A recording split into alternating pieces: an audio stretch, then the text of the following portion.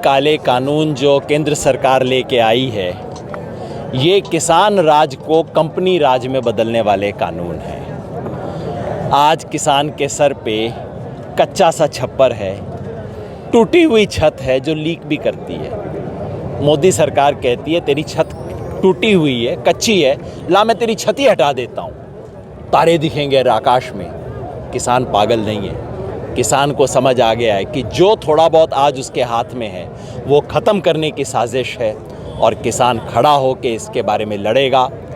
मैं यहाँ पे ख़ास तौर पे पंजाब के किसान को धन्यवाद करना चाहता हूँ। इतिहास गवाह है, जब जब इस देश में क्रांति की चिंगारी फूटी है, पंजाब से शुरुआत हुई है। चाहे गदरी बाबा का मामला ले लो, वहाँ से लेके आज तक ये क्रांति की चिंगारी पंजाब से निकली है।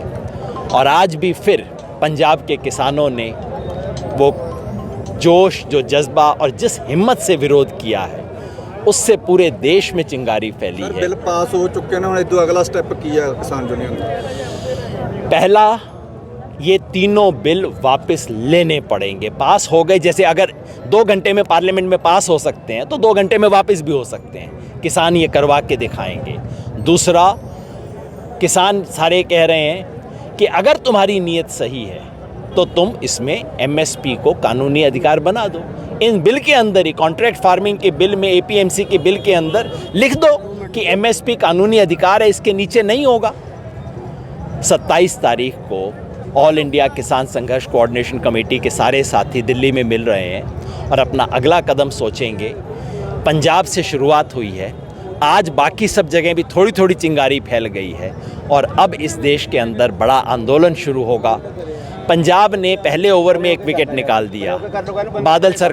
बादलों को, अकालियों को केंद्र सरकार से हटने के लिए मजबूर करके पंजाब ने एक पहली विकेट लेके दिखा दी। अब दूसरी विकेट हरियाणा में गिरेगी। ये चौटाला जी की सरकार, जो सरकार के अंदर घुसे हुए हैं किसान के नाम पे। और अगर केंद्र सरकार नहीं मानी तो इनकी पूरी की पूरी टीम आउट करके मानेगा किसान। सुप्रीम कोर्ट में इसकी अपील नहीं हो सकती सर? इन्होंने कानून इस तरीके से लाया है, इसमें बारे में क्या करेंगे आप? जैसे कहते हैं भी किसान यूनियन, सरकार कांग्रेस कह रही है कि हम सुप्रीम कोर्ट में इनको चैलेंज करेंगे, ऐसा वैसा बोल रही है। देखिए, कोर्ट में तो चैलेंज कोई भी कानून हो सकता है, ऐसा नहीं कि अपील नहीं हो सकती। अपील हो सकती है, लेकिन इतिहास गवाह है कि किसान के मुद्दों की अपील जनता के कोर्ट में होती है।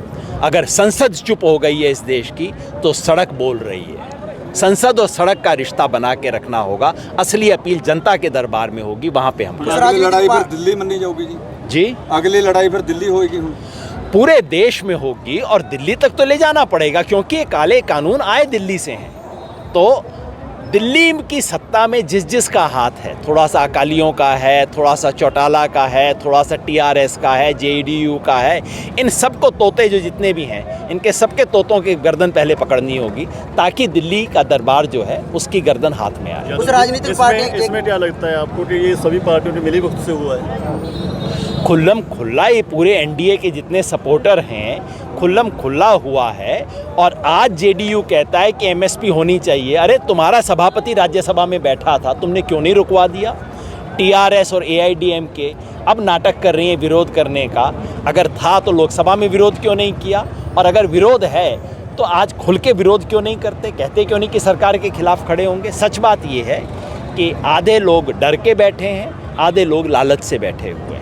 और किसान इस चीज़ को याद रखेगा कि ऐसे मौके पे कौन उनके साथ था, कौन उनके खिलाफ था। उस राजनीतिक पार्टियां पंजाब में मांग करें 371 लाकर पंजाब हरियाणा को आउट कर दो आर्टिकल बिल से, उसकी तरफ में आपका क्या कहना है? इस समय पूरा देश का किसान जुड़ रहा है और किसान को तोड़ने की कोई भी कोशिश इस देश के किसान के हक में नहीं है।